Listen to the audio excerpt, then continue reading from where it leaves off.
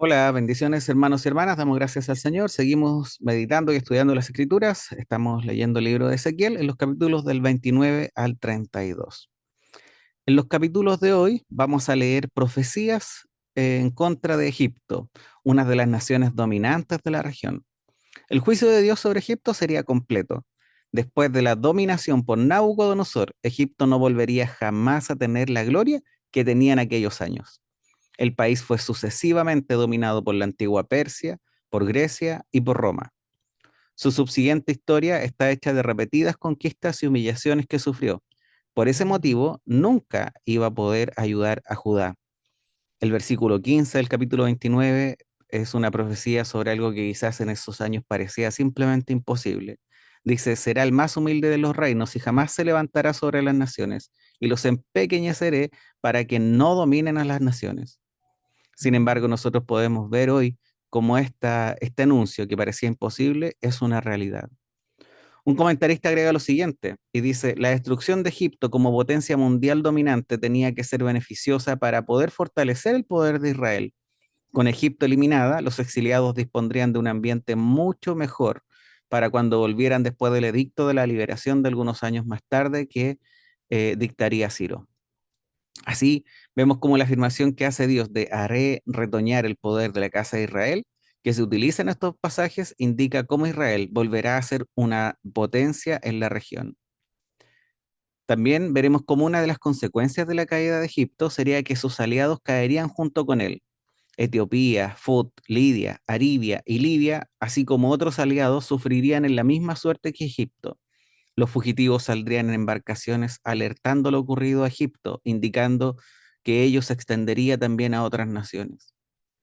En el capítulo 31 seguimos viendo cómo el profeta hace estos oráculos en contra de Egipto.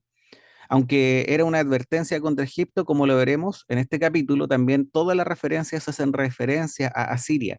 El asunto es que Egipto había empequeñecido a todos sus rivales de la misma manera que Asiria lo había hecho. Asiria fue una vez la potencia dominante en el antiguo cercano oriente. Sin embargo, había colapsado 3 décadas atrás. Lo que le ocurrió al poder asirio también debió haber servido como una advertencia para Egipto. Por causa del orgullo, Asiria, Dios la entregó a Babilonia. Y lo que le sucedió a Siria les debió haber servido de advertencia también a otras naciones. Es un recordatorio de que ellas también solo eran mortales y destinadas a perecer. Cuando el formidable imperio sirio se desplomó, el mundo entero se estremeció al darse cuenta de que le podía esperar el mismo final. Así que una buena reflexión para el día de hoy es que el mensaje de Ezequiel no solamente se podría aplicar a las naciones, a los países grandes y poderosos, porque estos no son los únicos que deben prestar atención para que no caigan. También las personas que se consideran exitosas o influyentes, estas pueden terminar alejando tanto su vida de Dios. Y cuando esto sucede, vemos cómo finalmente el juicio de Dios tal vez se pueda manifestar en menos tiempo del que toma derribar un árbol. Esto me hace pensar en lo que leemos en el primer capítulo del libro de Lucas, en los versículos 52 y 53. María expresa sobre Dios y dice, hizo proezas con su brazo, esparció a los soberbios en el pensamiento de sus corazones, quitó de los tronos a los poderosos y exaltó a los humildes.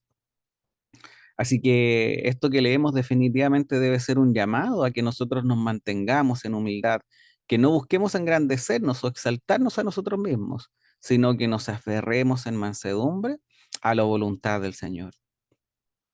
Finalmente, el día de hoy, cuando leamos el capítulo 32, vamos a seguir leyendo profecías en contra de los egipcios. Dice que como a un león o como a un dragón, a Egipto se le había temido en todo el mundo antiguo. Estos habían perturbado la tranquila vida de muchos pueblos que había a su alrededor, aterrorizándolos y sometiéndolos. Y bien nos podríamos preguntar en todo lo que leeremos el día de hoy, ¿qué valor tiene en la actualidad estos capítulos para nosotros? ¿Será solo historia?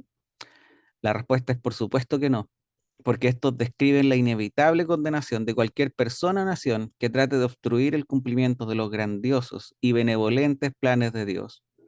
El Señor de las Naciones tiene la última palabra de la historia. Quizás un estudiante secular de historia podrá plantear que los pueblos y naciones poderosos son los que mandan, pero nosotros sabemos por medio de estas profecías y otras, el cristiano en general debe darse cuenta que el poder siempre estará en manos de Dios.